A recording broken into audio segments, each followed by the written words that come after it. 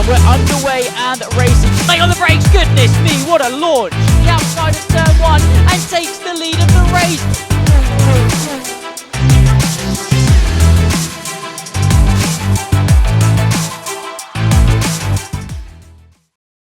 Well, good afternoon, good evening, everybody, and welcome back to a new season of the Almost Pro Championship. Still on the F1 2024 game, the last season we're going to have on this game, I would imagine, before we move on to F1 25 later on in the year, and what a season it is expecting to be. We've got a slightly lower amount of people in the session for this first round, but expecting that to pick up as we go on throughout the course of the championship, most notably at this first round. I was going to say your reigning champion, but your reigning runner-up, Wongsvat Reversi, is not in the session this evening. I can tell you that reigning champion Andreas Chenkovan is, however. He'll be pairing up with Ethan Shackleton once again this season to try and defend both of his championship crowns, both the constructors and the drivers, of course. And actually, it's a very interesting setup that we've got for this season. We've got Bahrain, this first race, and we've got some old rivalries that we're expecting to kind of rematerialise in this season of the APC. So we're going to go down to the track in just a moment's time, just to see the 17-minute qualifying session that we've got. So here we go. You can see the circuit in all its glory. Everyone's still in the pits at the moment. Both McLarens represented, both Ferraris represented, and one of the two Saubers.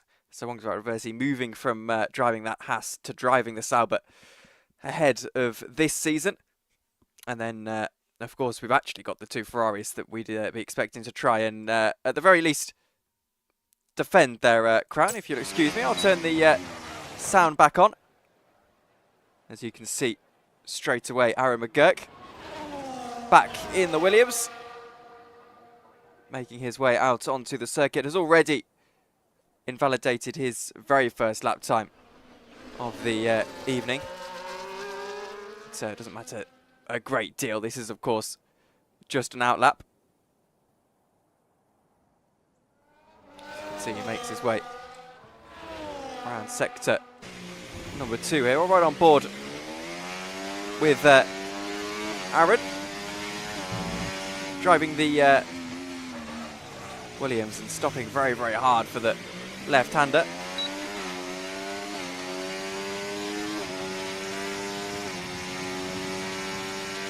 He's joined, by the way, on this straight by Daniel Riley, who's one of our newcomers to the series. He's streaming on his YouTube channel, I believe. I think Sir Dan Riley on YouTube, you can go and follow along with his progress on board. Obviously not leaving us here. Ideally, that would be nice. But Dan Riley is one of the people we're expecting possibly to be at the upper echelons of this field throughout the course of the championship. Let's ride on board with him on his very first qualifying lap here in APC. He did a stream last night where he was practicing for this round, so already putting in the miles. Looking to brake hard into the first corner. You look for that about 100-meter board down into second gear, first gear actually, as he goes a little bit deep, just trying to get the revs back up as he gets the better exit on to the main straight, the second straight here at Bahrain. Looking for that 50-meter board, just where the curb starts. Dip it into third gear, can use a lot of curb on the inside line. And speaking of using a lot of curb, you can use on the left-hand side. Not quite on the inside here as you flick through the S's. And now a tricky, tricky braking zone. Just leaning on the pedal into second gear. Already purple in the first sectors. Daniel Riley are expecting this to possibly be a tidy lap. He only went deep into that first corner, gets that corner almost perfect though. Second gear as he locks up a little bit through the double left. Now all the way onto the curb, 50-meter board down into fifth. Bit of regen as well. Only got 3% worth of energy left. He's literally burnt his battery on this lap as Daniel Riley flat through the right-hander. Now he's out of battery. This will allow Aaron McGurk, who's still just behind, to catch up a little bit and possibly upset Aaron McGurk's lap as well as the Sauber powers its way down into the final corner. McGurk gets a healthy handing of slipstream, might take him to provisional pole. We'll wait and see. First lap time of the season, as Daniel Riley makes his way across the line, but it is almost a second slower than Aaron McGurk, who benefited from that slipstream. Of course, just used too much battery too early, did Daniel Riley, I think. And Aaron McGurk was able to capitalise, but I don't think either will stand for too long, as we look at Luca Serencini, also in the Williams this season. But more importantly, Andreas Senkovan, reigning champion, goes deep, very, very deep through the double left. Has plenty of ERS to work with though. So as he sets himself up for the next left-hander, just chucks the car in.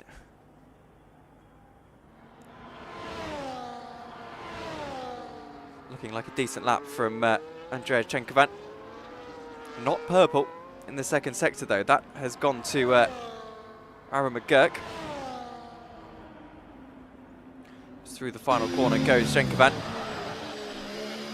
A little bit untidy there. Rear just steps out on him a little bit.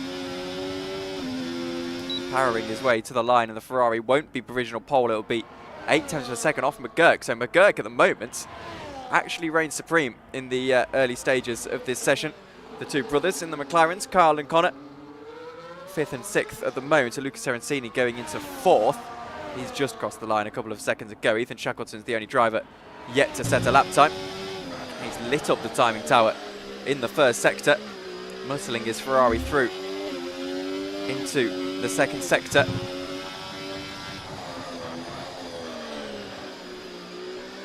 Very, very nicely done on the brakes.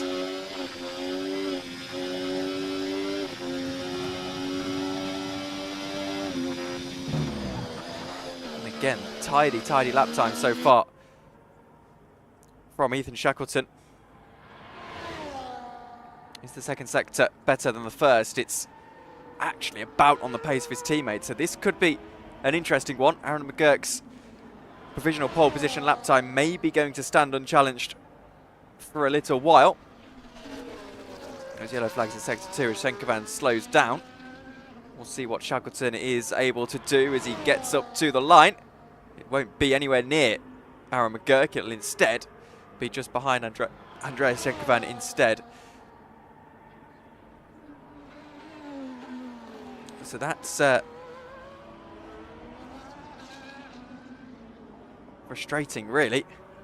And Aaron McGurk, a driver who was actually pretty close last season.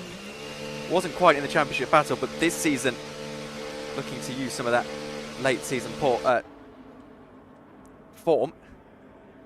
Wanted to get himself back up the order.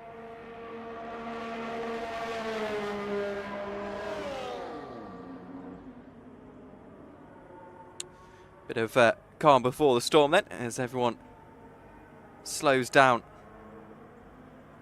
for the second attempts here.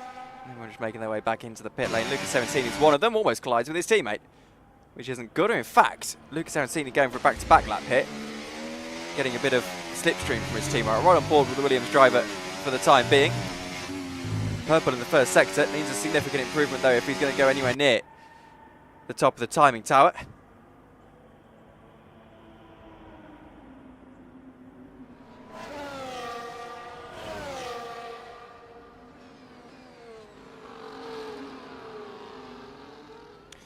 Just see the kick at the back end there from Serencini. It's possibly going to affect him a little bit in regards to his delta, as Carl Stuart Woodard and Ethan Shackleton both start brand new laps.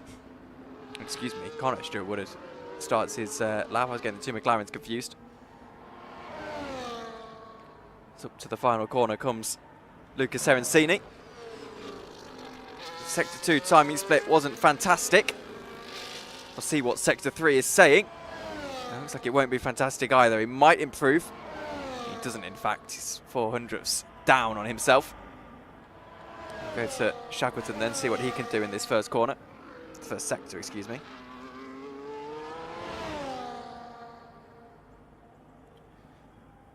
Looking good so far. Bit of a lock-up through the hairpin. Decent amount of ERS to work with though, and just about get it to collect it up for the double left. Now down one of the 4 straights here. Bahrain, the 3rd of 4.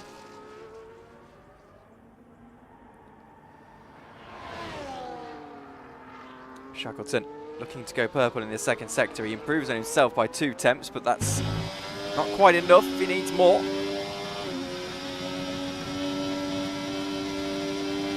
Former champion of this series, of course, Ethan Shackleton. Trying to threaten the top of that timing tower. Won't go pole. Will improve by just a 1/10 of a second. So not ideal at all, really.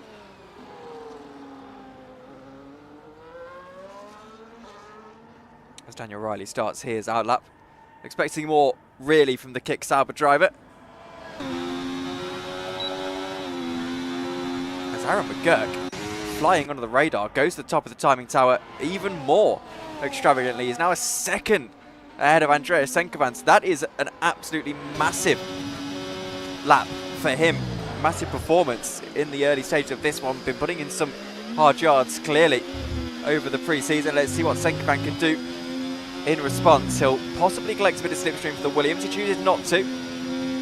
Taken too far offline for negligible rewards. Doesn't really want to use the curb on the inside either. As he powers his way through the S's, uses a lot of curb on the inside, and that's exactly why you don't do that.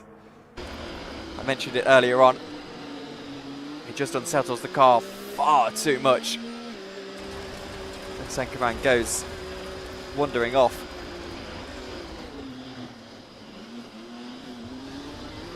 Not ideal. Any stretch of the imagination for Andreas Senkovan.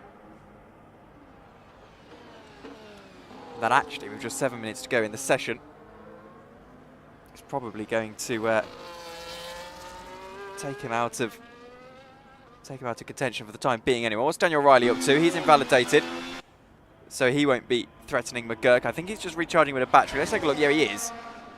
Now uses overtake, so he's going to start to really try and attack.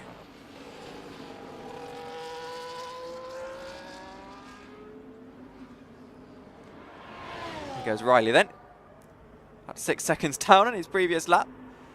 But going for a 2nd attempt here. We'll probably be able to squeeze one more in as well before the end of this session. I would imagine so anyway. 6.5 minutes still to play. Both Ferraris into the pit lane. The Williams pulling off to the right-hand side. Let's have a look at Carl Stewart Woodard. Told me that Bahrain is by far his worst track. And right now, I'm afraid so, that's being reflected in the timing tower. However, seems to be a slightly tidier lap. He's right on his best.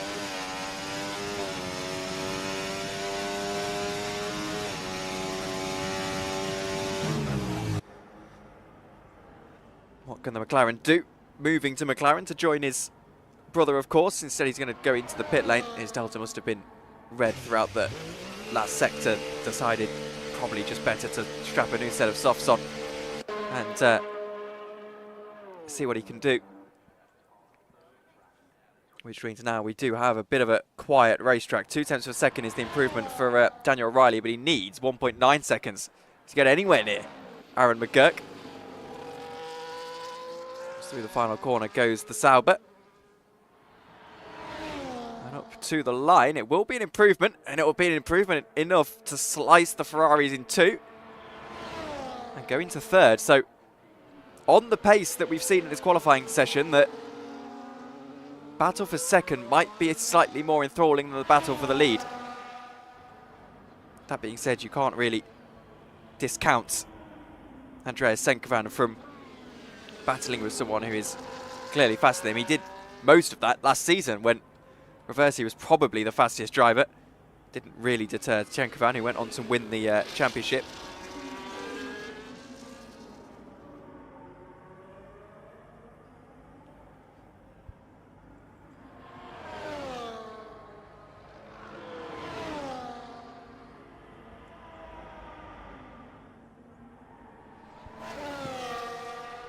Lucas Terencini lapping in his Williams. Has got the Ferrari of Andrea Schenkovan just behind him now. Andrea needs a big, big lap here in order to get anywhere near Aaron McGurk, who will be coming out of the pits very, very soon, I'm sure. And to go second faster is just incredible against the reigning champion of the series.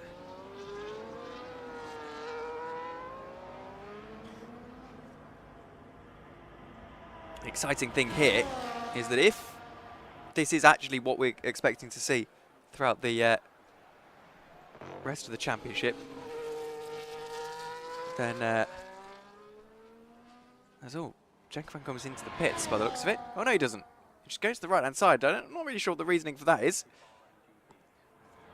But we could be seeing McGurk, Schenkovan, maybe Riley, Shackleton and Reversi all battling for the title, as he's pretty tidy through the first corner. Here's Schenkovan. Now up to turn 3 he goes, looking for that curb. That's where his braking zone is. He's a lot of the inside curb this time as well. Now remember, this was where he invalidated his last lap with that half spin. He's going to actually bravely use quite a lot of the inside curb and spit himself out over to the right hand side. Now to the left as he brakes for the hairpin. And it's looking pretty picture perfect for the time being for the Ferrari driver. Brakes very, very late for the double left. Now looks to power himself down the third of 4 straights here in Bahrain. Now in real life, that surface on the right hand side is abrasive. You wouldn't want to put your wheels on there. It's actually the same stuff they use at Paul Ricard. Just used a little bit more tastefully here. He's purple in the second sector with Schenkovan. He's 3/10 of a second faster. So if he can find 7 in this final sequence, which he can't because he's invalidated. So Andrea Schenkovan will finish his lap anyway, I'm sure, as he won't have time to come into the pit lane. Or does he come into the pit lane and call it a day? He does. So Andrea Schenkovan is out of the qualifying session. Aaron McGurk doesn't look like he's too intent on continuing. Daniel Riley and Ethan Shackleton both right next to each other on the circuit. Both of those drivers probably wanting to have one final push for pole position, but might be in vain given the actual delta to your current pole sitter. 2 McLarens are stalking in the background as well. That's Kyle and Connor. Lucas Terencini is into the pit lane. So the actual drivers that we're expecting to see out is Aaron McGurk. He's going to go for one final lap. So he's seen the other 2 contenders in Riley and Shackleton. And he's thought, right, I might as well go and secure my pole position. That's exactly what he's going to do. That being said, Riley needs a 1.6 second improvement. Doesn't really seem like it's going to happen, as Andrea Schenkovan's officially retired from the session. Riley then and Shackleton are going to be right next to each other as we start the final qualifying lap of the first round here in Season 8.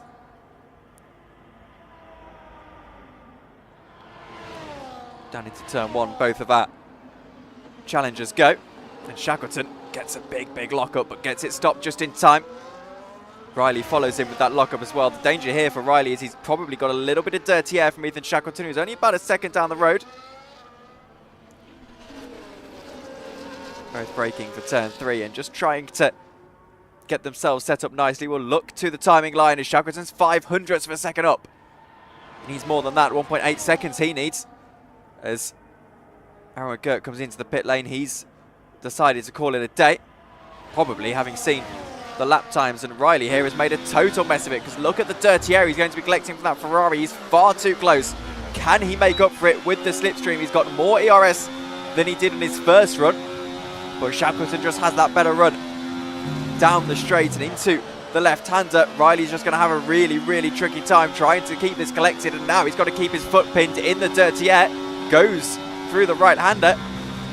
He's 0.2 of a second up. He's purple in the second sector, so Daniel Riley could get himself onto the front row here. Whether he takes the pole position, not 100% certain. Seems very unlikely.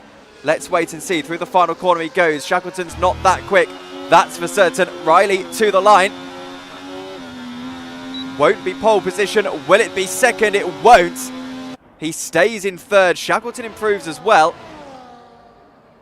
Stays in third.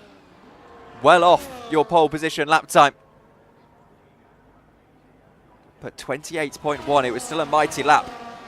On another day, that very well could have been pole position.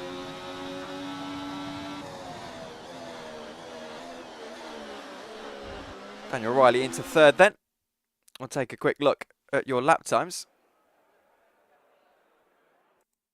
As there goes Aaron McGurk, top of the order. Andreas Senkefan in second.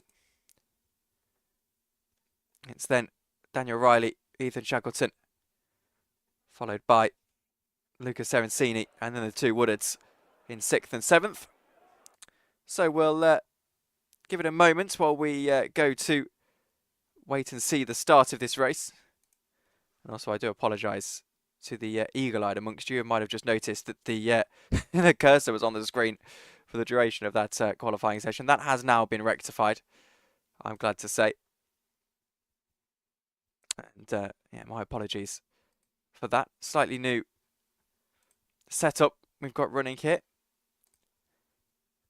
There's lots of applause in the Discord channels going out to Aaron McGurk for his lap a few moments ago. It was a mighty, mighty lap, wasn't it?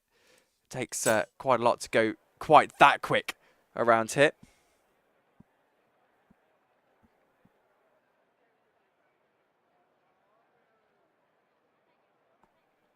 As we wait the 2 minutes now for the start of the race. And the mumbling of the crowds in the background. And by the way, it goes without saying, there's plenty of space in this league. If you would like to join, find all the relevant links in the description, the Discord channel, and everything like that. Been running for 8 seasons now. And another announcement is that next week will be the 100th race of this championship. I believe they're looking to do a 100% race. So that will be interesting around Austria. So 70-odd laps around that circuit. Will be very interesting. Hopefully we can get a good one-time attendance for that. It'd be cracking to see a full grid, wouldn't it? Of all drivers that have returned to the championship potentially. Here we go then. Formation lap about to be underway. As we'll just get all of your lap time data back up for you. And we can also have a look at the tyres that everyone's starting up. Interesting strategy call. So it's 28 laps around this circuit, I believe. Normally you're looking at medium to hards around here. There's a bit of desync affecting Aaron McGurk as well. So normally looking for medium to hards around here, which McGurk has chosen to do. Chenkovan will probably be looking to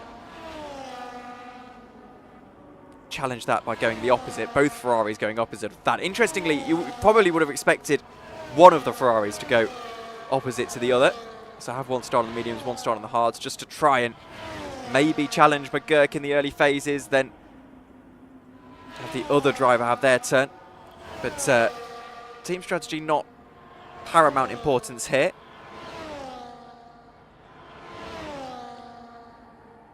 Daniel Riley in third, starts on the soft. So this is every other driver on the grid. And that should make it quite an interesting mix of strategies. Now, we didn't have a safety car in the first round of last season, if memory serves me correctly. Wouldn't expect to see one today either. That's for certain. Just the 7 drivers on the grid. You'd expect everyone's able to behave themselves nicely heading into this one. So McGurk takes his first pole position of the season. A season where he'll be expecting to sit right up at the sharp end of the field. Everyone else kind of desyncing into their grid slots. But anyway, Daniel Riley, without his teammate Wongsvat Reversi, takes third on the grid. Shackleton alongside him on row 2 with Serencini and Kyle Stewart Woodard row 3. Connor row 4. strategies at the bottom of your screen. We go to the lights for Season 8 of the APC. And it's lights out, and away we go. And a good start for your pulse here to Aaron McGurk on those better medium tyres. It's a flying start for Daniel O'Reilly on the softs on the outside line as they barrel down into turn 1. Ethan Shackleton's not had the best start. One of the McLarens tries to go down the inside line. Andreas Senkovan has been eaten up. The other fry of Shackleton tries to get alongside him as Lucas Arancini is not quite able to get past by Connor Stewart-Woodard, but he does get past his brother. Does Connor? Is now Carl Stewart-Woodard back down the inside line as we go into turn number 3. Can he get through? And his McLaren teammates, Connor has to go all the way to the outside of the circuit. Will now have to let his brother through, and does. A little half spin as well for Connor Stewart-Woodard as Aaron McGurk holds on to the lead, but Daniel O'Reilly's got the better tyres and will be hoping to make the best use of them here in the first couple of laps of this race. Those softs are going to wear away very, very quickly in this one, so he needs to get through and start to build that gap in the early phases. He might even be required to have 2-3 laps here as, my apologies for clicking away for a second. Might even be required to make 2 stops. It was what I was trying to say here, Daniel O'Reilly. As they make their way to complete the first of 29 laps around the Bahrain International Circuit. As you can see, the predicted race strategies: double 2 stops, softs off onto hard. I don't think that will actually be what happens. They'll probably try and run the hard as long into this race as they can go. Now here we go. DRS will be enabled at the end of this first lap. There you go. Daniel O'Reilly looking to use a bit of that ERS on the outside line. Andreas Senkovan has already had his DRS broken by the superior tyre advantage that these guys have. We'll see if Riley can use that DRS to get himself past McGurk. Into turn 3 he goes.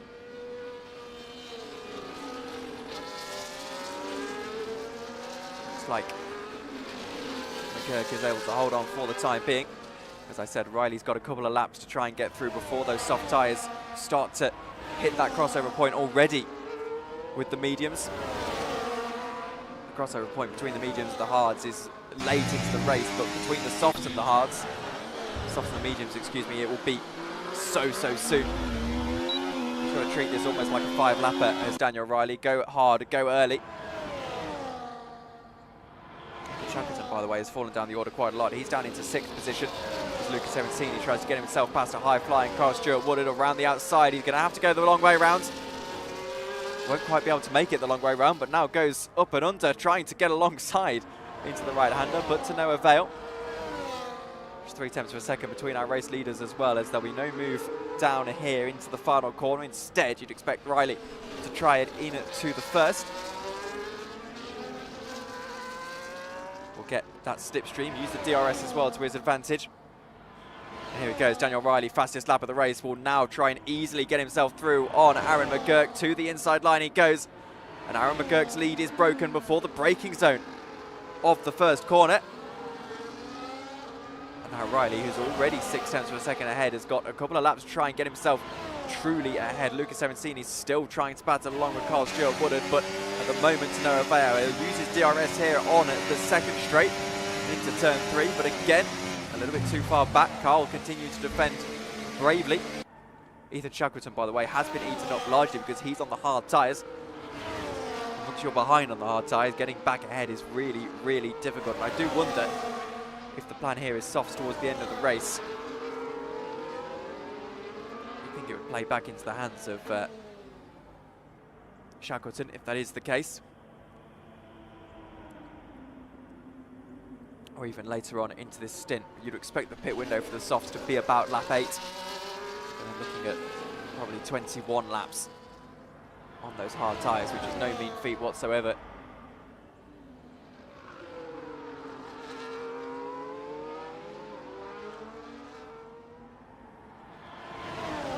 There's Riley in the lead of the race, but hasn't been able to break DRS on the Williams just yet. McGurk goes out of the final corner. Look at the exit that the softs are getting as McGurk gets himself crossed up a little bit. That being said, he should be able to get back through here as he uses a bit of ERS, not that much at all.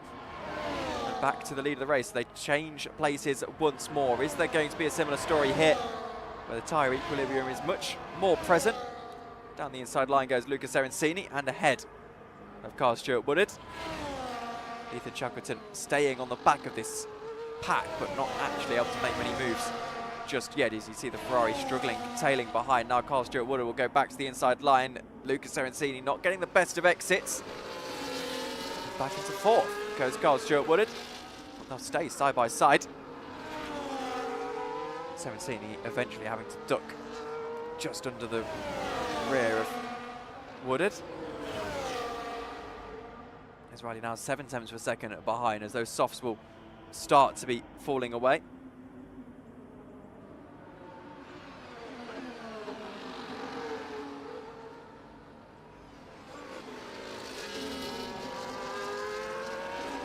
No safety car intervention thus far in what has been a green 5 laps, first 4 laps I should say, of this championship season, as Aaron McGurk has now broken DRS and Daniel Riley, so using a bit of that pace we saw in the early stages. Now in this next phase of the race, keep an eye out for Andreas Senkovan starting to chase after David Riley. That will be the next thing to keep an eye on, as Ethan Shackleton now overtakes Luca Serencini. I'm starting to think maybe that soft fall off is actually even earlier than I anticipated.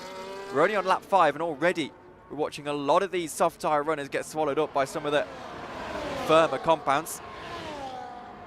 As Carl is going to have to defend again, as to the outside goes Serencini. All the way to the outside now, looks to go underneath. Squirming around for a chance to get through. Into turn 3 is going to be his best bet, as you see the puff of smoke in the background. But no way through here.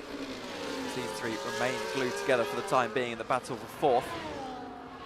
Still keeping a keen eye on Senkovan, of course. He's really racing his own race here.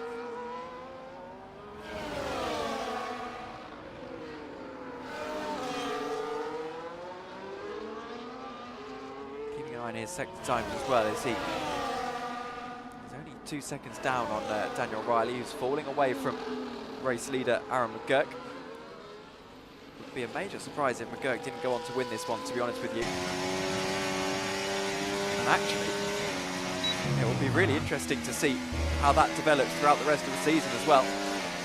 As here goes Serencini, has got a run on Carl Stewart Woodard. I think, with no disrespect to Carl here, I think Serencini and Shackleton clearly faster, but Woodard just doing a good job of defending, managing that battery at the moment. Look at Serencini's charge. We'll go to the telemetry view, 18%. Which is a lot of power to unleash into the first corner, but he knows Shackleton's behind him as well. If he doesn't make the move, then he'll get swallowed up himself. So here we go, the softs withering away with every lap. Serencini looking for 4th position. Shackleton looking for 5th. It's down the inside he goes. That's a really late lunge from the Ferrari. He sticks his nose in there and almost finds his way through. Woodard holds his nerve and now looks to attack Luca Serencini as they make their way into turn 3. Serencini almost lets him through. I thought there was a bit of contact there, but there wasn't. And that's an example of how the hard tyres are suddenly coming back into it, as Senkovan now just 1.2 seconds behind Daniel Riley. Excuse me, I keep calling him David.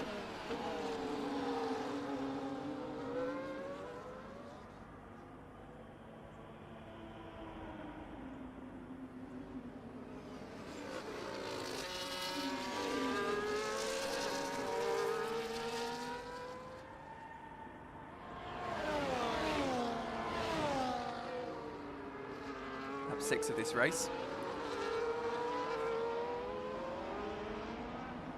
There's 2 battles going on at the moment. One of them is Andreas Senkovan, who's used actually quite a lot of his battery to catch up here, as there's a battle between Serencini, Carl Stewart Woodard and Ethan Shackleton. As they go into the final corner. Senkovan now actually gets himself past Daniel Riley, who's got a 10-second penalty for speeding in the pit lane. He's decided his softs are no longer any good. Lap time seems to indicate that as well. He's going to move on to the mediums. Wow. So a 2-stopper. Maybe the play here, because it's really, really messy between Kyle, Luca and Ethan.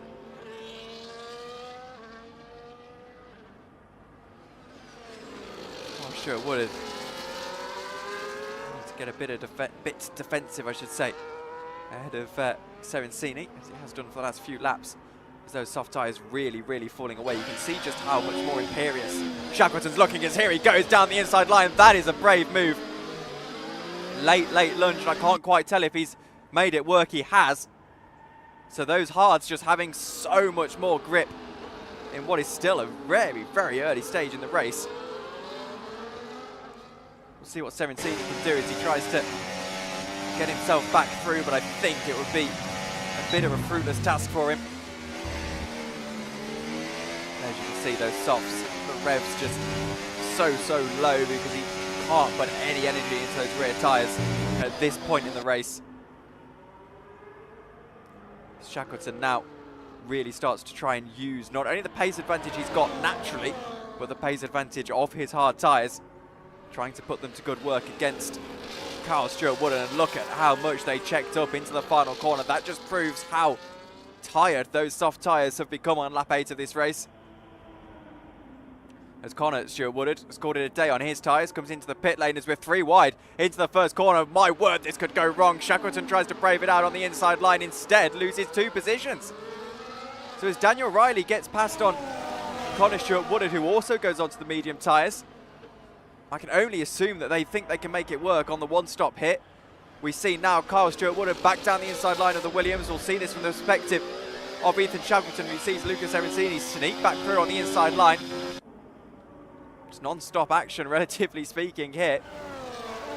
As, by the way, just 1.6 seconds in it at the lead of the race. So Aaron McGurk hasn't quite been finding it as easy as he would have liked. I wonder if maybe the tyre degradation here is just a little bit higher than some of these drivers were expecting. I would expect that Jenkovan and Shackleton both on the one-stop hit. Aaron McGurk probably on the one-stop as well, but he's got that option for the two-stopper if he does choose to go onto soft tyres. Also, he'll know these medium tyres and he'll know how long they're going to last, and it will be interesting to see. I wouldn't suggest any longer than past lap 15, but we'll wait and see as Kyle Stewart-Wood and Lucas Serencini continue to be side by side into a part of the track you wouldn't expect to be side by side. Shackleton's there as well.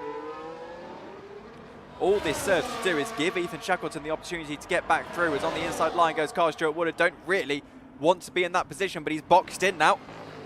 Has to wriggle his way into that gap between Serencini and Shackleton. As now Shackleton absolutely best placed to make a move here. Let's have a look at his ERS. He's got enough to work with. He's going to watch the McLaren go to the outside line. Will choose not to use a lot of his ERS. Instead, just let these guys duke it out between themselves. Woodard gets himself back past Serencini, who has got a time penalty. So does Daniel Riley, of course.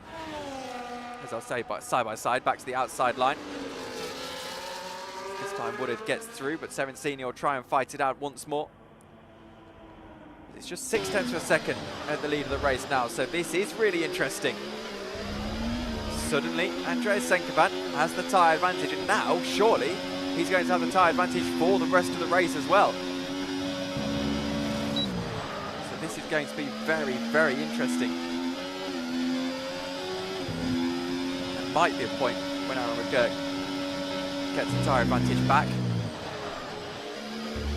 As Shackleton, I can see, is very close to trying to get himself past Serencini, but unable to do so ultimately.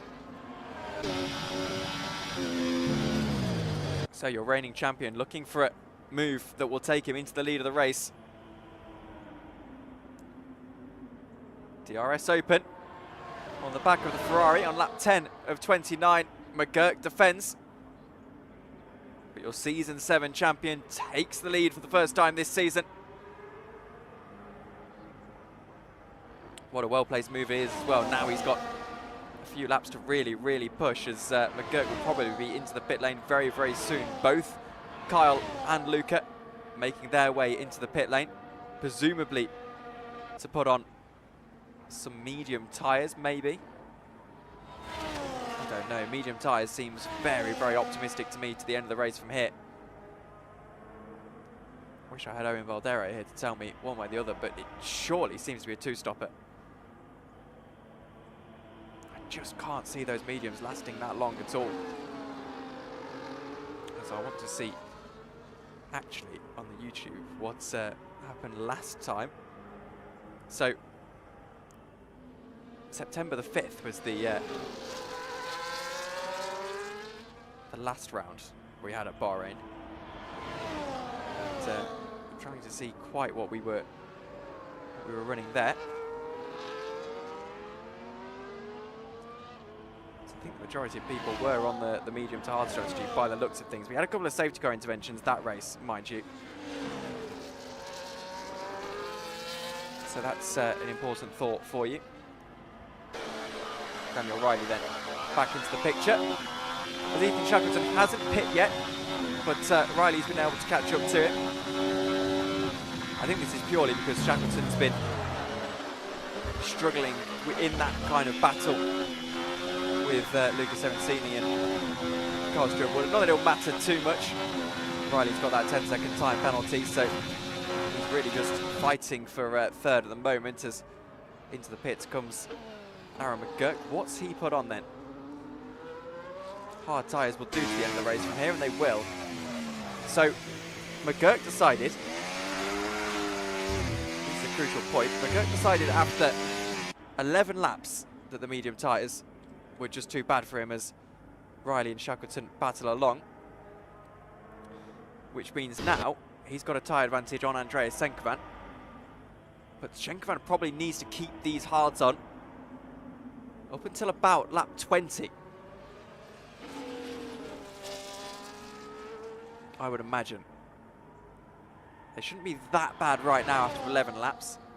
Lap 20, lap 18 maybe, to stretch the mediums to the end. Lap 20 if he fancies a run of the softs, which will only be good for about 8 laps as we've seen. And that's the absolute upper limit as well. I'm afraid that Shackleton's probably given up the most amount of resistance that he can in that battle with Daniel Riley, as Riley probably just has a bit better tyres at the moment. I don't know if they've crossed over at any point, and the mediums of Riley will continue to be better than the hards that Shackleton have got on, which are getting on a little bit now. Of course, the Ferraris have to be careful as well, because they will be double stacking. Is that McGurk almost into the pit lane, I thought? Just choosing to go to the dirty side of the track, interestingly. Not this game, actually. Calculates the dirty side of the track, or not.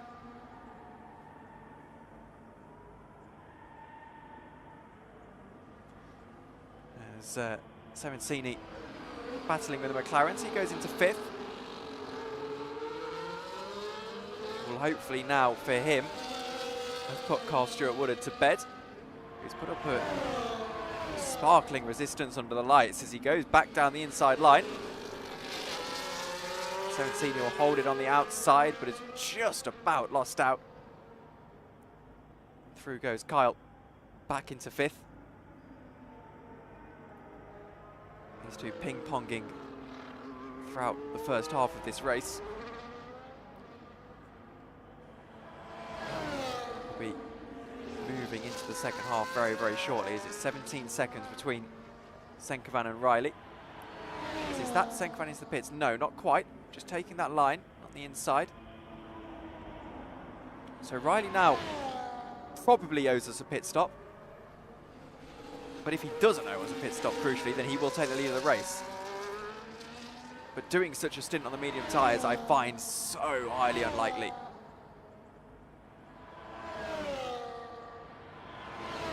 Maybe he's going to try it.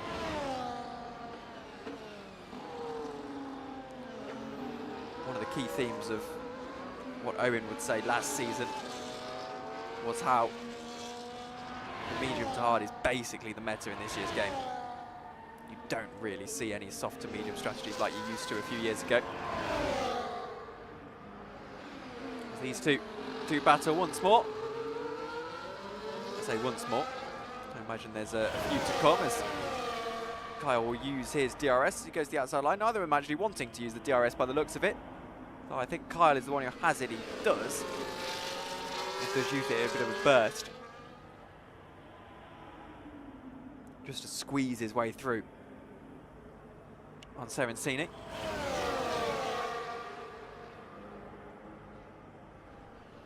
The Sauber of Riley then is 2.2 seconds to Ethan Shackleton behind. Just trying to plod away. Looking to attack Andreas Engel. Now probably about 6-lap-old mediums, I would imagine. Well, I guessed that correctly. You can see all the tyre ages on the left-hand side of your screen.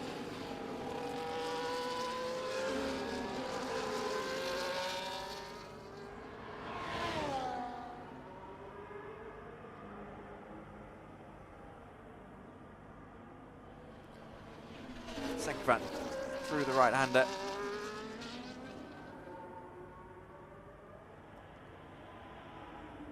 Four attempts down, roughly on his pace.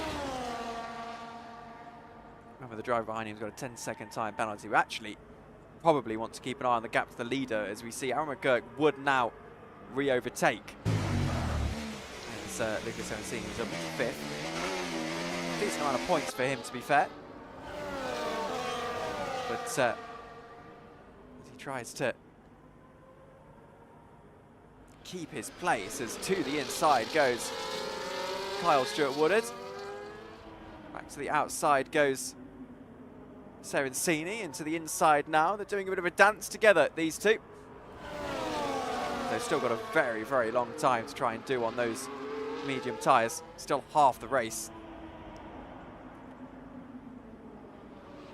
The question is, when does Senkevan pit? I'm going to guess lap 18. If you can give yourself 11 laps, that seems to be a fair whack to do on the mediums at pretty decent pace. The annoying thing for him is that he's now constantly losing time to McGurk. So this overcut hasn't really worked to his advantage at all. What he does need is Shackleton to try and put up a resistance. That's difficult, as here goes Daniel Riley. He is doing the two-stop. So he's into the pit lane. He'll serve his penalty as well, I would imagine. The question is, what tyres does he put on? He can't put on mediums. He'll serve the penalty and put on hards. So that is basically a complete capitulation of Daniel Riley's strategy. He's basically, in effect, come in and given up there. Which is fair enough. Said, look, this isn't working. The only thing I can do now is try and make something of the end of this race. He could still foreseeably finish 5th if these guys are just in front of him. As of course, I've only just noticed that Carl Stewart-Woodard went back onto softs, so he's of course going to need to come into the pit lane again. So Riley's still here with a chance of finishing in the top 5 for sure. Top 4 even. But possibly unlikely that he'll finish on the podium with that 10-second penalty anyway that's now been served. So there you go.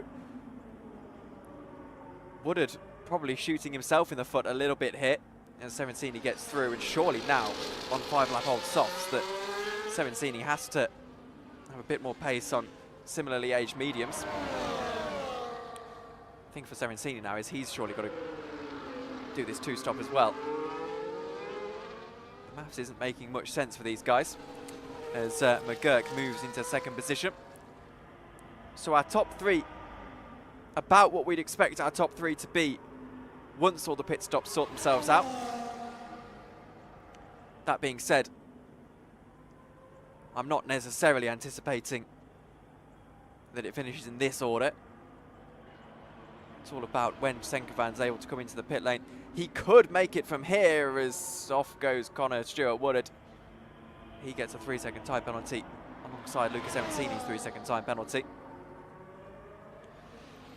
I think the most likely scenario here is that Senkevan comes in about 3 laps time and then has a mad dash to the finish to try and catch up to McGurk. It will probably be about 4 seconds or something like that. But McGurk will be falling away. Make no mistake about it though, Senkevan now just has to think to himself, really, that he needs to plod away and just not really look at that gap too much. If he comes in now, it's going to be too early because McGurk will just catch up towards the end of the race again. He needs to probably give himself 9 laps to catch, I think. So coming at the end of lap 20 or even at the end of lap 19. Might be just enough.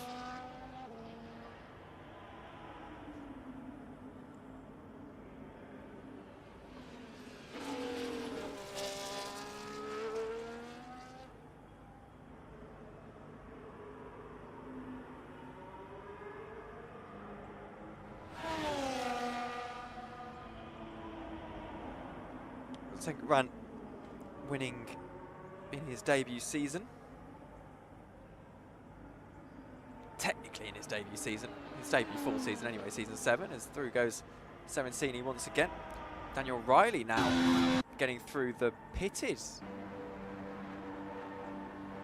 Connor Stuart Woodard, who gets some form of penalty by the looks of it, that he's now served. Serencini and Carl Stuart Woodard fighting for this 4th place. Both will need to pit again. If they do both need to pit again, then actually Kyle has done a fantastic job of using these softs to his advantage. But not sure that will continue to be the case. Now, Senkovan certainly looks like a man who's coming into the pit lane, but again he continues on.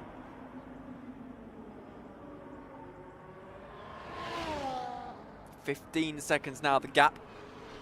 So suddenly he's going to probably have about 8 seconds to catch up.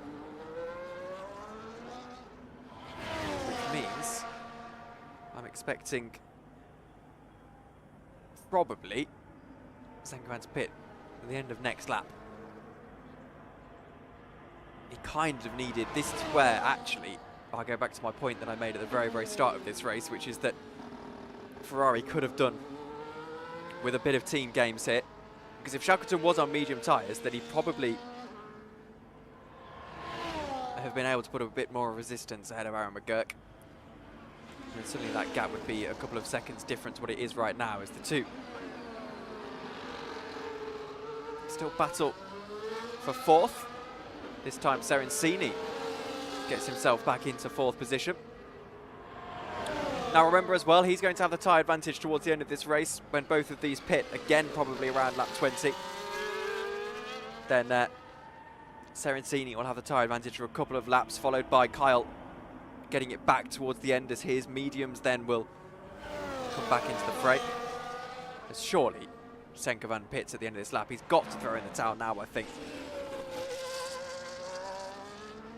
As we're getting into McGurk gaining that time back, and he doesn't again. He really is showing some nerve here, is Andreas Senkovan. Really showing some nerve because McGurk is significantly faster than him. McGurk, by the way, lapping 800ths of a second off his best as Shackleton comes into the pit lane. So here we go. Clearly we are about where the hards are expecting to get to in terms of how you want to be changing them out. It'll be mediums for Shackleton. So that's telling. The season 4 champion Ethan Shackleton, so he knows his way around a pit stop strategy. But so often in this league, pit stop strategy is what decides our races. As into the pit lane comes Carl Stuart Woodard. Onto indescript tyres. Trying to figure out what they are as he passes the camera. I would assume mediums, because they're hards. Wow. It's very brave towards the end of the race to switch onto hard tyres. So here's Daniel Riley looking to attack now Ethan Shackleton, who's just come out of the pit lane. The trouble is Riley's tyres are always going to be falling away. Shackleton's going to have better tyres. That doesn't necessarily mean that he's got the pace on Daniel Riley.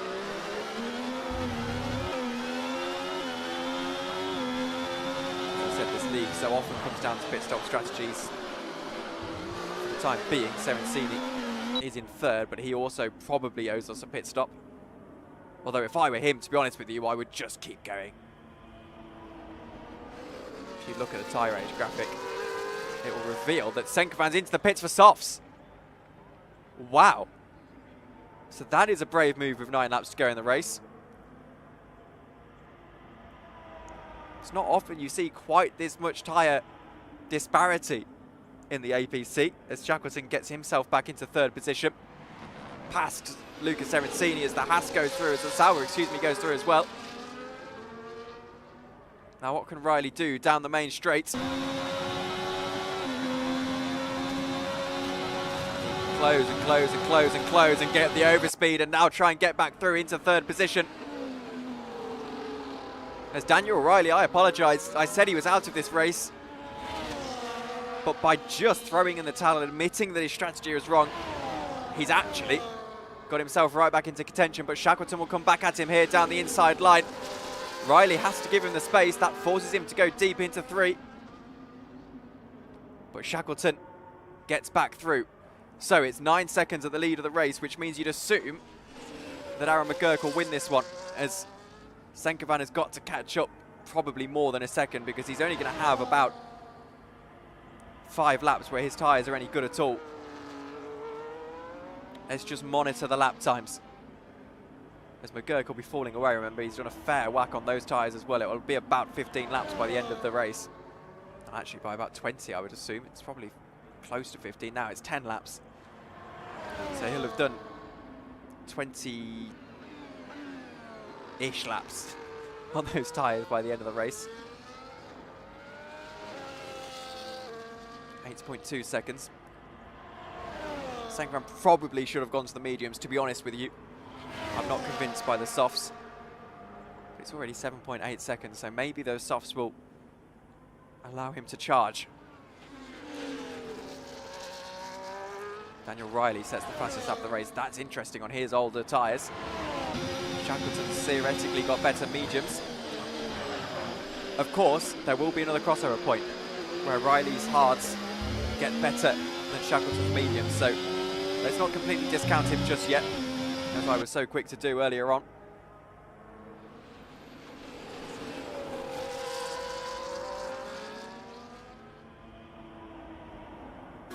Look who's battling again. As into the pit lane comes Lucas Erencini. Puts Connor Stewart-Wood. Oh dear, they almost collide. They do collide. Seen that so many times before in Bahrain. 2 people going for the same bit of racetrack out of the pits. And these 2 have been going for the same bit of racetrack all night. Kyle and Luca. As now, weirdly, it's Connor who gets into 5th position.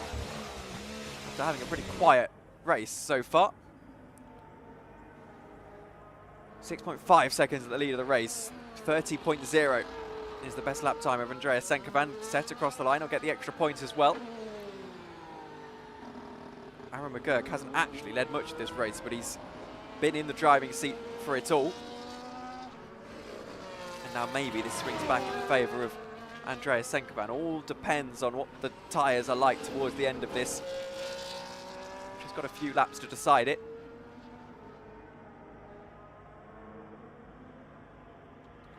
Shackleton and Riley continue to battle along. This is the battle for third. Riley looks to Braver on the outside line. Now he looks for the switch back. He gets a bit of short shifting in to give himself the exit and gets the exit as well. David Riley looking back for third position. Ethan Shackleton on slightly better tyres is going to show him the long way round. Riley tries to sort it out, but Daniel Riley can't quite find a way through.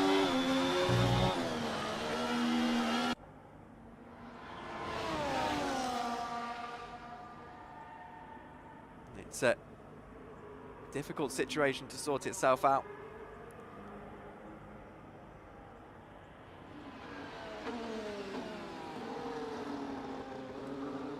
.9 seconds at the lead of the race. Senkovan's lap time's already falling off a little bit, but are they going to tail off completely before he gets himself past Aaron McGurk is what I wonder. Still taking that very weird line, as he's 7 tenths of a second off his best, but McGurk is not necessarily going to be too pacey towards the end of this race. Really, bets are open, actually, at this stage. One mistake could decide it. Of course, Aaron McGurk could get a penalty. That could be a very likely way that this race gets decided in what is now the final 6 laps, I believe.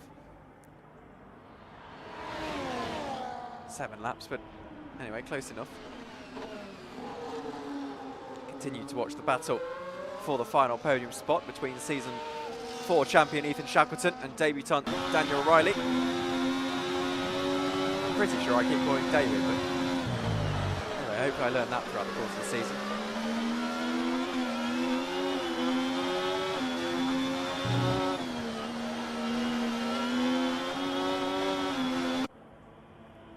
Riley then catching up on Shackleton to the best of his ability, but it's so tricky to do so at this point in the season. Point in the season, point in the race. 4.5 at the top of the field, by the way, as Riley continues to try and attack for third. So often the wingman in Season 7, Ethan Shackleton to his teammate Andreas Senkovan. Looks like he might be settling into that role again, or particularly that's how this race has gone so far, as they try to defend their championship crown. But when Reversi's back in that Sauber, my word, are we going to have a scrap for the title on our hands. Here goes Riley, looking to set himself up for an exit out of the final corner as time's ticking away for Andreas Senkovan at the top of the field. Time ticking away for him to try and win proceedings here. DRS enabled for Daniel Riley, who goes down the inside line looking to get back into third position. The tyres are almost equal at this point, with old mediums versus old hards, and Riley's able to get through.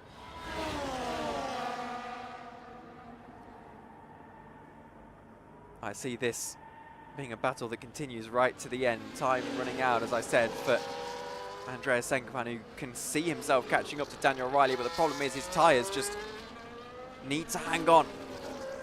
They need to hang on for a very, very long time yet. Already 4 laps on those softs. Remember, very first stint of this race, just about 30 minutes ago, it was about lap 5 where the brand new hards started to cross over with the softs. I don't anticipate it being that dramatic now, because of course you're also dealing with nearly half race old hards for Aaron McGurk. But the point remains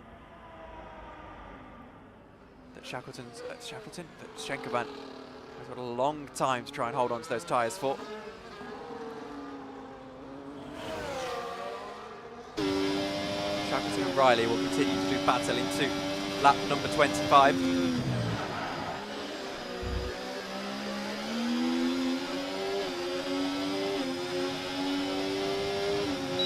DRS enabled once again, and here comes Shackleton trying to blow back. And he does strike a blow back at the Sauber driver. Looks to cut him off as well on the brakes.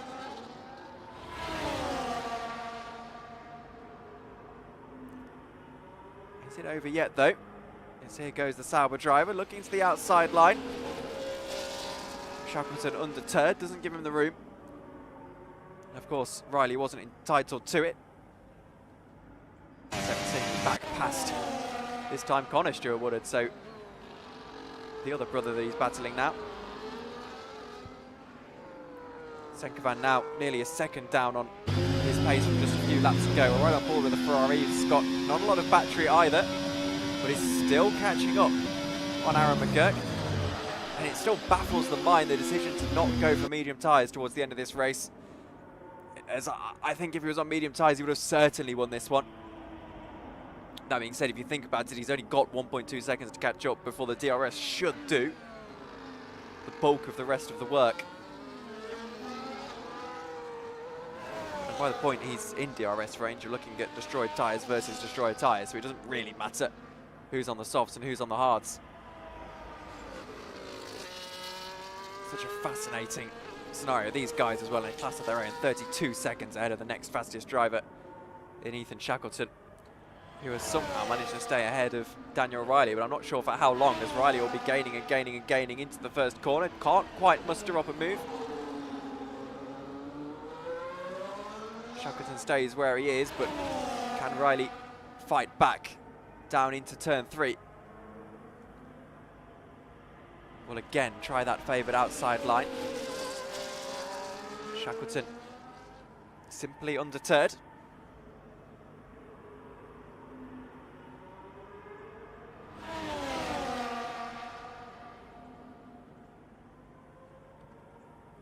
3.1 seconds now at the lead of the race.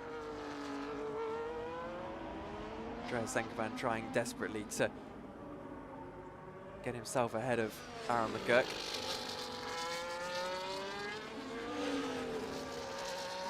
2.9 seconds. We've got what will be 3 laps left in this race. As I said, the time is ticking away, but he's on course to just about be in DRS range on that final lap. He's got a second to catch up. So we could have an interesting finale here. Of course, a safety car would put them both onto softs, you would imagine. Not that there will be a safety car at this late stage. If a safety car was to happen, it would have to come out on this lap. Otherwise, there'd be no chance of it clearing towards the end of the race. And even then, actually, it would be on this lap just to be cleared by the end of the next lap, I'm pretty certain, as you need at least 1 lap of racing in this game. As Riley gets back past Shackleton. Move made into turn 1. So with 3 laps to go. Riley doing his absolute best, but here goes Shackleton back down the inside line. He's not done just yet. Finds his way through. What can Riley do to go back to the outside? Nothing. It's Shackleton who stays where he is. 2.8 seconds is the gap. As I predicted, I think Schenkovan's opportunity might have just gone away with the choice of soft tyres over medium tyres. He's now got 1.6 seconds to catch up, and to be honest with you, he's probably got a lap to do it. So we're now into the phase of just hoping that Aaron McGurk gets a penalty as the 2 behind them continue to scrap, as now Daniel Riley will look to the outside line into the right-hander. He's just looking to hound Shackleton to the best of his ability and force the Ferrari driver into a mistake. There's the mistake, and there's a bit of front wing damage. Daniel Riley damages his front wing on the back of Ethan Shackleton's Ferrari. I don't know what level of damage we're running in this league, but potentially a bit of diffuser damage for Shackleton as well. That front right end plate off of Daniel Riley's car. The good thing for him, though, is that it's going to allow him to get a bit of better top line speed down into the first corner. Not much past that as you see Shackleton now really, really nervous on the brakes. Schenkovan 2.9 seconds.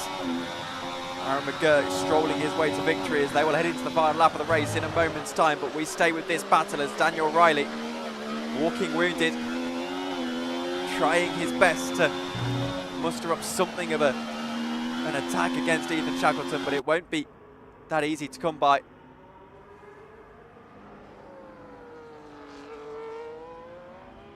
As Aaron McGurk 3 seconds ahead, the late gamble from Schenkovan to go onto the soft tyres, probably the wrong one.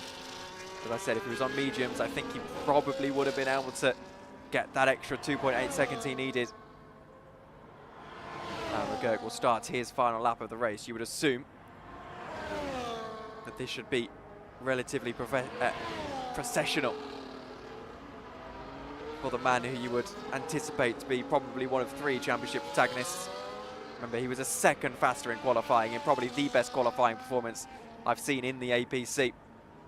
We'll rejoin him shortly, but for now, Daniel Riley has a single lap to try and get himself back onto the podium in his first ever APC round.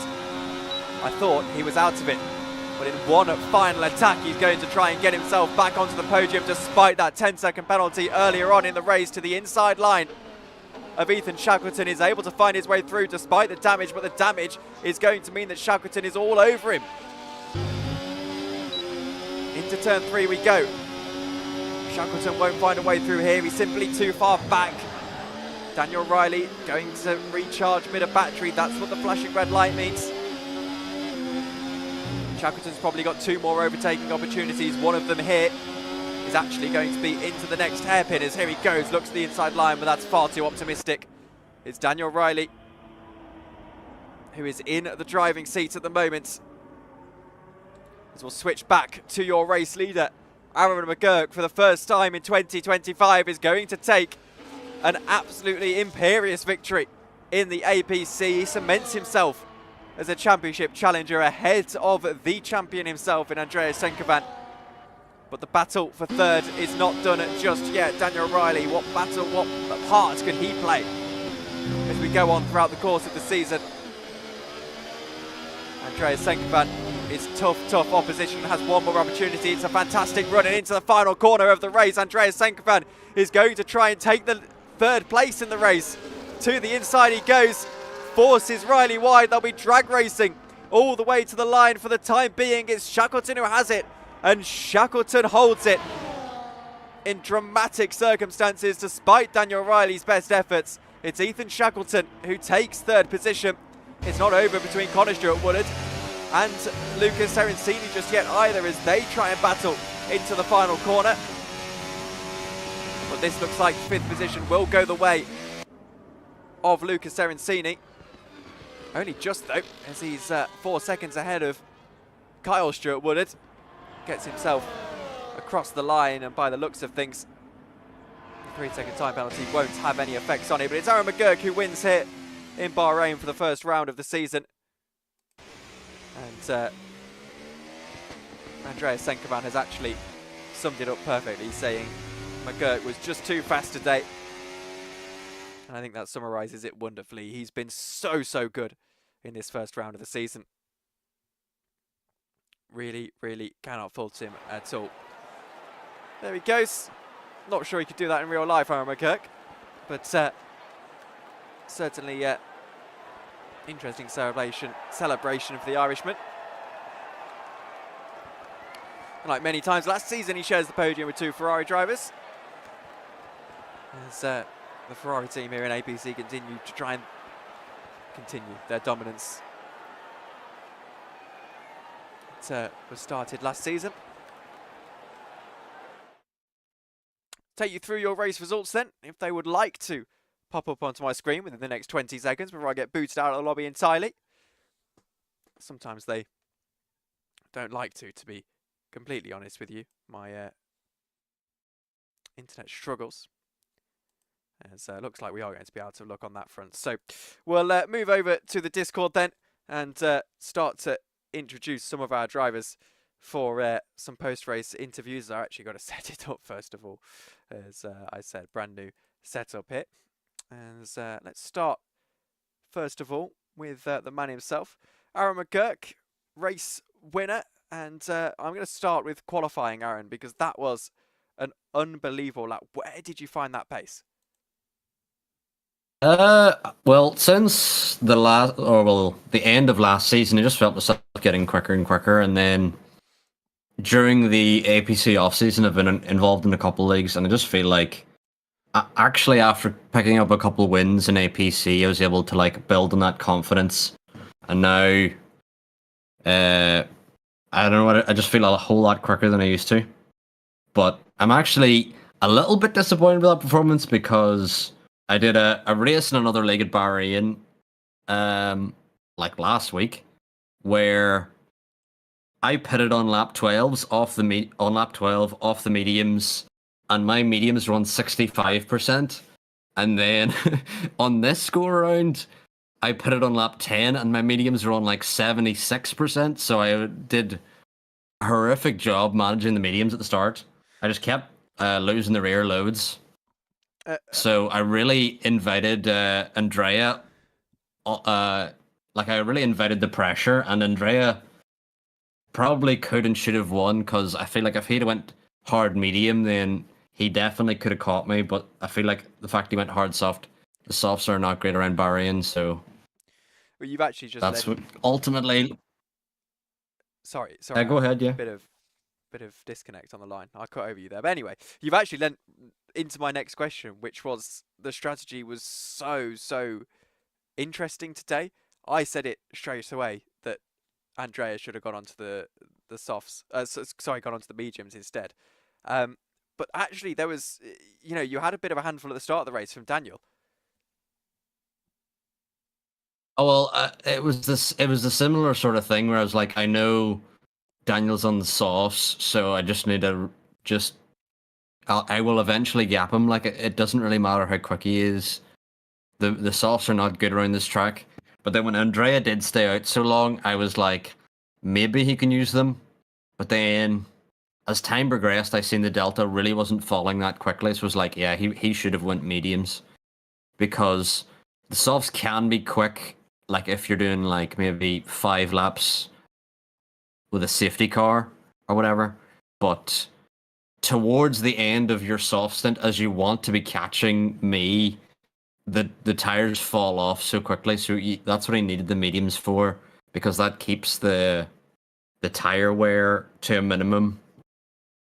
But I feel like Andrea, like, he got ahead of me before I even pit, so he really was in that P1, and then he just stayed out far too long, in my opinion.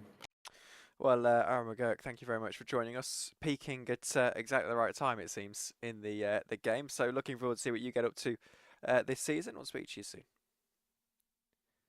All right, thank you very much. That was Aaron McGurk, race winner. We're going to interview now our debutant, Daniel Riley. Daniel, welcome to the stream. You were so close to a debut podium, but just fell away in the end. How was the tyre strategy with you, actually? Because we saw you trying to... well, actually, having a bit of difficulty. You tried to go for the 2-stop, and then in the end, you just had to try the hards anyway. Yeah, no, I was literally going to go for a 2-stop, maybe go soft to hards. I don't know what I was thinking with that, but then when my soft tires were going off, I just knew I had to get off them, just go on any tire. They were just not working. And when I pitted, I got a 10-second penalty. So that was great, but I managed to keep it. Looked like I was going to get podium anyway, but Shackleton was just too quick on those mediums, and it was a bit of a battle at the end. I got wing damage from him because he slid, and it was crazy. I got wing damage from him. I probably should have broke probably way later, or maybe even earlier, but it is what it is. P4 is still very good for my debut, so very happy with that. And Constructors Championship, probably one of your goals this season. You've got Wongsvat Reversi joining you probably from the next round. We know how quick he is. Are you excited to be working with him? Yeah, no, really excited. I think Drivers' Championship, probably a bit out of my reach, but I would say Constructors definitely something we should look at. I think Ferraris are going to be the hardest opponents. Ethan Shackleton and Drea, they are really quick. But if we just keep on getting those races, keep on getting podiums, just like we did, no penalties as well, we should be able to get there. Well, thank you, Daniel. Very well done on your debut. Well, hopefully we see more from you for the rest of the season. That's all right. Cheers. Thank you. Bye. We'll drag in now our final interview of the day, as per usual. It's Kyle. Now, Kyle, I was watching that race, and to be honest with you, I have absolutely no idea how you've ended up last. I'll be honest. I deserve more than that. I was enjoying that whole first stint. I was like, you know what? I'm not the fastest, but we are having a good battle here. Everyone was very respectful. I really like it. Was lovely. It was great. I was leading the train for most of it. You know what? It was strategy. I that first stop, I was gonna change to mediums, seeing that everyone else kind of went to mediums, but there was so much fighting that I just completely forgot. So the suggested strategy was soft stuff hard, and it just ended up being the slowest strategy. And yeah, I'm quite disappointed at how, because this is one of my worst tracks, but given how that race was going, I'm quite disappointed that's how I've ended up. So but like, it is what it is. I mean, new teammate, he's not as great at strategizing as some of the people I've worked before. So I was like, help me hold him up in the corners. He wasn't really doing that. So I'm a little bit upset that I ended up last, but it was a fun race. It was a fun race. I can't blame anyone. No one's hit me. No one's spanned me out. Like it was my own doing, and it was fun while it was good. Yeah, I mean, it's still a pretty good performance considering it's your worst track. You clearly had a lot of pace. How is working with your new teammate? Obviously, you know him very well, I would hope. I do know quite well as it goes. Yeah, we did grow up together, of course. Yeah, but it's nice because it's like we're always usually in a party together anyway. So in a party chat, so like the communications is good, but he's not. I'm used to kind of having teammates that balance me out. I'm the slower one, and I've got that teammate who's up there fighting with the front, and then we can kind of help each other out. It's quite different being with a teammate who's got similar, you wouldn't mind me saying, slightly slower pace than me. So it is weird. When I needed his help in that race to kind of fight Luca and get me back into it, he wasn't really able to do that. But it's nice. It's someone I know well, someone who I can communicate with. It's different. But we've been waiting to do this for a little while. To be fair, it's only with Adam and Connor were McLaren through and through forever. So as soon as that position came up, I jumped in. And it would be wrong to not mention next week, but race 100 Austria. Share some news on that. Yeah, I mean, I can't believe we've got to race 100. Like, I started this during COVID, just as a nice kind of a nice place where people don't have too much pressure. It's running away where all the bad drivers aren't really allowed to stay, and people can actually relax and enjoy and actually build their craft. Which we had one graduate in Owen that was unfortunately ill today. And yeah, race 100. It's quite mad that we've reached that milestone. So yeah, we're going to do Austria. It did say Saudi Arabia on the calendar, so if anyone watching who's a little bit confused by that, we did realise that 100% around Saudi Arabia might be a bit of a big ask. We were worried that not everyone would finish that, so we decided to swap it with Austria. And yeah, 100% race. It should be fun. It should be fun. I think Aaron's not too keen. I don't know if he's going to join us, but yeah, 100% for race 100. And we're going to have some special liveries as well. So hopefully everyone gets to express themselves. We did that back when the game had that bug. I think the last game. So we've done it before, and it was quite nice to see everyone's liveries. So that should be fun. Oh, interesting. Should be a fun one. I quite like 24 hour. I do quite like 24-hour races, but I also quite like 100% races. It's slightly different. One day we'll do an One day. APC 24-hour. Yeah. But anyway, thank you, Carl. We'll speak to you soon. Thank you, Tom. Good speaking to you. That was league owner Carl. We'll round out the stream then. Thank you all very, very much for watching. Join us next week. Race 100 around Austria. Nice little change from what we're used to in the league. I've been Tom Dillon. Thank you all very much for watching, and we'll see you all later. Good night for now.